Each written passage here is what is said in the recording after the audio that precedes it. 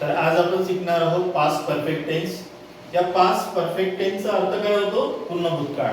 आता आपल्याला इथे बघायचं आहे की पूर्ण भूतकाळामध्ये कशा प्रकारचे ऍक्शन ऍक्च्युअली आपण या ठिकाणी इंडिकेट करू शकतो, दर्शवू शकतो. त्या अगोदर तुम्हाला इथे स्ट्रक्चर दिलेलं आहे. स्ट्रक्चर बघून घ्या.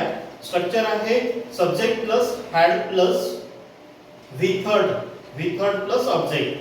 व्ही थर्ड म्हणजे काय होते? मगानी ऍक्च्युअली आपण व्ही थर्ड म्हणतो. व्ही थर्ड म्हणजे पास्ट पार्टिसिपल. व्ही थर्ड म्हणजे past participle of the verb वा past participle form of verb. ठीक आहे, हे लक्षात घ्या. आणि त्यानंतर ऑब्जेक्ट. हे आहे स्ट्रक्चर. परत एकदा घेऊ आपण. Subject plus had plus V third plus object. आता काही स्ट्रक्चर मध्ये ऑब्जेक्टच्या नंतर डायरेक्ट ऑब्जेक्ट, इनडायरेक्ट ऑब्जेक्ट पण लावला जाते. ज्या ठिकाणी खूप मोठं वाक्य बनवलं जाते त्या ठिकाणी.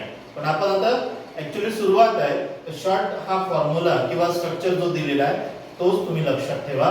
त्यानंतर आहे या ठिकाणी एक थोडीशी माहिती त्या संदर्भात दिलेली आहे. माहिती काय आहे ते बघा.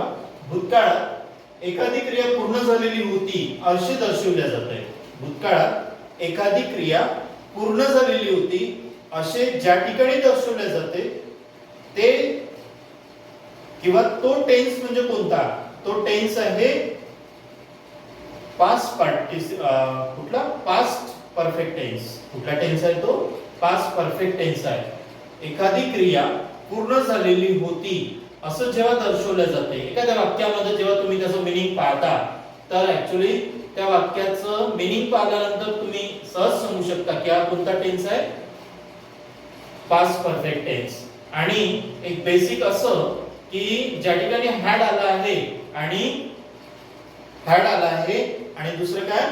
पास्ट पार्टिसिपल म्हणजेच व्ही थर्ड हे क्रियापदाचं रूप जर आलेलं असेल त्यावरून सुद्धा तुम्ही आयडेंटिफाय करू शकता की वाक्य पास्ट परफेक्ट टेन्स मध्ये आहे. तर हे तुमच्या लक्षात आलेलं असेल जे मी तुम्हाला सांगितलं आहे. भूतकाळात एखादी क्रिया पूर्ण झालेली होती असे दर्शवले जाते.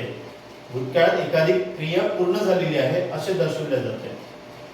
In the past tense, an action had completed. In past perfect tense, an action had completed. English मध्ये सुद्धा लिहून दिलं. I had played cricket. काय होतं याचा अर्थ? की मी क्रिकेट खेळलेलो होतो. जे बघा ऍक्शन पूर्ण झालेली आहे. मी क्रिकेट खेळलेलो होतो असं जेव्हा तुम्ही ऍक्च्युअली असल्या प्रकारचे ऍक्शन जेव्हा तुम्ही मांडता किंवा मांडण्यासाठी पास्ट परफेक्ट टेन्सचा जेव्हा उपयोग करता तर हे नीट तुम्ही लक्षात ठेवा. स्ट्रक्चर आणि ही जी माहिती आहे जी तुम्हाला सांगितली ही तुम्हाला लक्षात ठेवायची आहे. आणि सेंटेन्स लिहितेवेळी या स्ट्रक्चर नुसार काय करायचं आहे? तुम्हाला वाक्य बनवायचं आहे. तर मी अशी अपेक्षा करतो की नक्कीच तुम्हाला सांगितलेली माहिती समजली असेल. आणि जर तुम्हाला व्हिडिओ आवडला असेल तर नक्कीच सबस्क्राईब करा, लाईक करा, शेअर करा, कमेंट्स पण करा. थँक्यू.